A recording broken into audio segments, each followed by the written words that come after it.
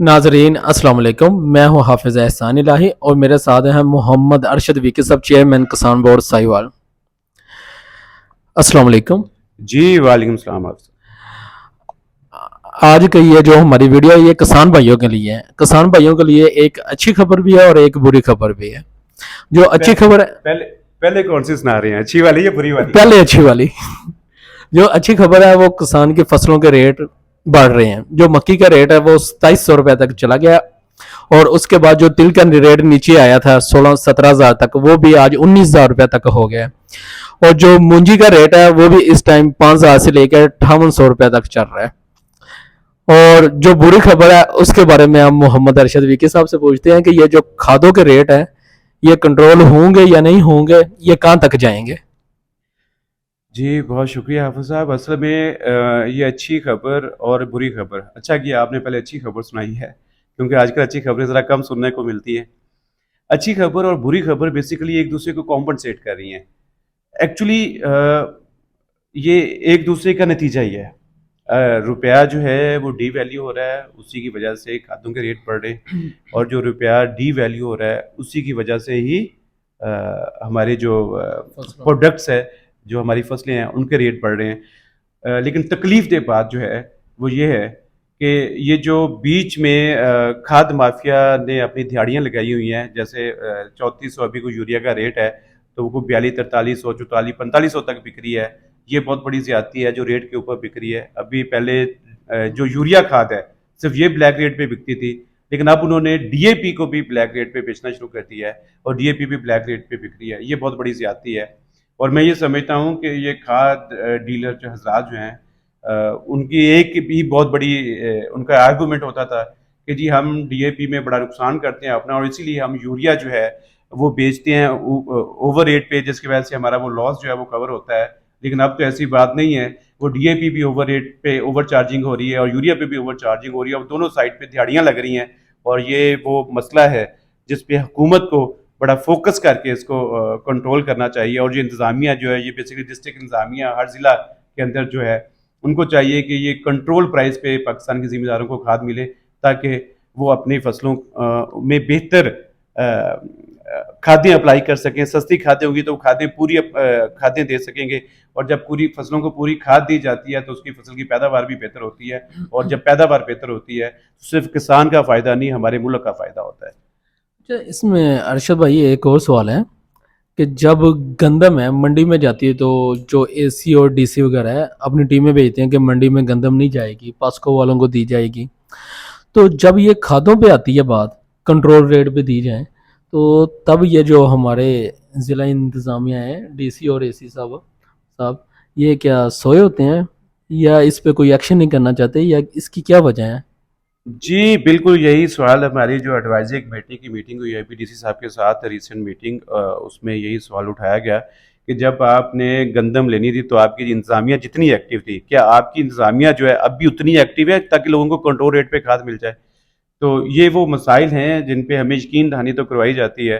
ہم کی 2 سال سے یہ کھاد کی بلیک کا جو بلیک ریٹ کا مسئلہ جو ہے وہ 2 سال سے چل رہا ہے، اور ہم نے اس کے لیے بڑی میٹنگز کی ہیں، بڑی ایفرٹ کی ہے، ابھی تک تو ہم اس کو ریزالو نہیں کروا پائے۔ امید ہے ہم لگے ہوئے ہیں انشاءاللہ، اور ہم اپنے کسان بھائیوں کے لیے اپنی کوشش جو ہے اس کو جاری رکھیں گے، اور امید کریں گے انشاءاللہ ایک دن یہ کنٹرول ریٹ پہ بکے گی۔ نہیں تو اس کی پیچھے کی کیا وجہ جو ابھی تک یہ کنٹرول نہیں ہو پا رہی 2 سال سے؟ جی مافیاز ہی ہیں جی، جو کھاد کو، جیسے چینی ابھی آپ کے سامنے ہے کہ چینی جو ہے 200 پہ پر کے جی چلی گئی، اور آپ کو پتہ ہے کہ چینی جب یہ تیار کی گئی بیگ بن کے صرف رکھ دیا گیا، اس وقت اس کا ریٹ 90 روپے تھا۔ اب آپ اندازہ کریں کہ ایک بنی ہوئی چینی پہ جو سے بکنی ہے، اور پاکستان میں اس کی کوانٹٹی بھی سفیشینٹ ہے، تو وہ جو بنی ہوئی چینی ہے، انہوں نے ایکسپورٹ کی اجازت لی، جو چینی مل مالکان ہے انہوں نے ایکسپورٹ کی اجازت لی، کوئی 1.5 لاکھ ٹن جو ہے وہ 1.5 ملین ٹن جو ہے انہوں نے ایکسپورٹ بھی کیا ہے۔ تو کیونکہ ہمارے پاس زیادہ ہے، زیادہ کیا کہ انہوں نے ایکسپورٹ بھی کیا، اس کے باوجود جو ریٹ 200 پہ چلا گیا۔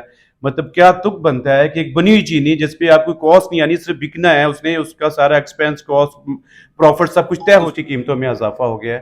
تو یہ وہ مافیاز ہیں جو آپریٹ کرتے ہیں، اور پاکستان کو بیسیکلی اس وقت مافیاز آپریٹ کر رہے ہیں۔ تو ان مافیاز کو کنٹرول کرنے کی ضرورت ہے. اور یہ کیئر ٹیکر سیٹ اپ جو ہے, اور یہ ہمارے basically care taker set up میں اسٹیبلشمنٹ کا بہت بڑا رول ہوتا ہے, اور یہ ہماری اسٹیبلشمنٹ اور ہماری نگران حکومت جو ہے یہ اس کا بھی بہت بڑا امتحان ہے کہ ان مافیا کو لگام ڈالتے ہیں اور کیسے ڈالتے ہیں, ان کا کیا علاج کرتے ہیں. جب ایک ذمہ دار گنا لے کے آ رہا تھا تو تب یہ ملوں والوں نے سٹرائک کر دی کہ ہم اس سے اوپر نہیں لے سکتے.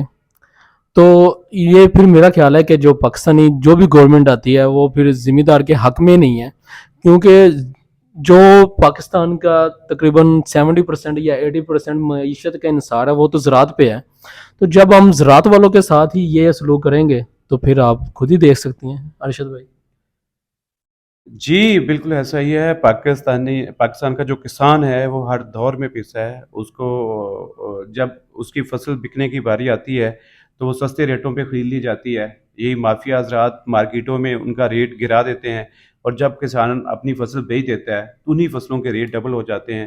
اور آپ یقین کریں کہ ایک کسان جو ہے وہ ایک فصل جب لگاتا ہے اس کے اوپر 6 مہینے محنت کرتا ہے, اتنا خرچہ کرتا ہے, وہ اس کا زمین کا رینٹ دیتا ہے. اس کے بعد جا کے وہ جتنا منافع کماتا ہے 6 مہینے کے بعد, جتنا پورے 6 مہینے کی محنت, 6 مہینے کی انویسٹمنٹ, 6 مہینے کا کام کرنے کے بعد جتنا منافع کماتا ہے, وہ جو سٹاک کرنے والا مافیا ہے وہ اتنا منافع صرف 2 مہینے میں یا مہینے میں کما لیتا ہے. وہ اس وقت سستی خریدتا ہے, مہینہ اس کو سٹاک کرتا ہے, مہینے 1.5-2 مہینے بعد اس کو بیچتا ہے, اور اس سے زیادہ منافع جو ہے وہ صرف 1-2 مہینے میں کما لیتا ہے, جس میں اس کی کوئی محنت شامل نہیں ہوتی, کچھ بھی شامل نہیں ہوتا.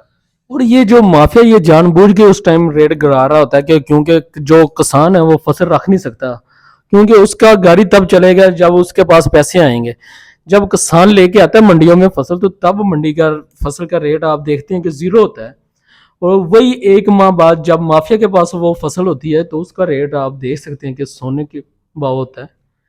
جی جی یہی تو ہے وہ اصل میں اس لیے تو ان کو مافیا کہا جاتا ہے نا, کہ وہ اپنی مرضی سے ریٹ گراتے ہیں, سٹاک لیتے ہیں, اس کو ہولڈ کرتے ہیں, پھر ریٹ کو بڑھاتے ہیں, پھر اس کو بیچ دیتے ہیں. تو اس لیے تو اس کو مافیا کہا جاتا ہے کہ جب وہ پاکستان کے کسان نے اپنی فصل بیچنی ہوتی ہے تب ان کو چونا لگ جاتا ہے. اس کے بعد یہ ان مافیاز کے پاس چلی جاتی ہے. مافیاز کے بعد جب وہی وہ آٹا ہو, وہ چینی ہو, جب وہ پاکستان کے عام لوگوں نے جب اس کو اپنے اشیاء خورد و نوش میں اپنے استعمال میں لانا ہوتا ہے, اس کو تھوڑا تھوڑا کر کے خریدنا ہوتا ہے غریب لوگوں نے, تو اس وقت پھر ان کے ریٹ بڑھ جاتے ہیں. تو مطلب دونوں سائڈ پہ مافیا جو ہے وہ اپنا بینیفٹ اٹھاتا ہے, کسان کا بھی نقصان ہوتا ہے اور پاکستان کی عام غریب عوام جو ہے اس کا بھی نقصان کیا جاتا ہے, اس کی بھی جیب سے پیسہ نکالا جاتا ہے, اور یہ سارا پیسہ جو ہے وہ ہمارے ملک کے مافیاز کی جیبوں میں چلا جاتا ہے. تو یہ بیسیکلی یہ وہ ملک ہے جس کے بارے میں یہ کہنا درست ہوگا جس کو مافیاز چلاتے ہیں. تو یہ سب سے بڑی پاور جو ہے ہمارے ملک میں, وہ ہمارے ابھی آرمی چیف صاحب ہیں. میں ان سے, کیونکہ ابھی کوئی گورنمنٹ ہے نہیں, ایک کیئر ٹیکر گورنمنٹ ہے, نگران حکومت کا کوئی اتنا سٹیک نہیں ہوتا ملک میں, تو اصل میں جو ابھی جو پاور ہے وہ ہمارے آرمی یا ہماری اسٹیبلشمنٹ کے پاس ہے. اور یہ ان کا بہت بڑا امتحان ہے کہ وہ یہ 4-6 مہینے کا جتنی دیر کا بھی سیٹ اپ ہے اس میں وہ سارے مشکل فیصلے لیں, اور سارے لوگ جو کرپشن کر رہے ہیں اور جو جیسے پیسے بنا رہے ہیں اور جو لوگ غریب لوگوں سے پیسہ لوٹ رہے ہیں, یہ بیسیکلی ایک ڈکیٹی ہے. اور یہ ڈکیٹیاں جو لوگ کر رہے ہیں ان کے گریبانوں سے پکڑا جائے اور ان کا غریب عوام کا ازالہ کیا جائے. Thank you. اللہ حافظ ارشد بھائی. جی بہت شکریہ جی.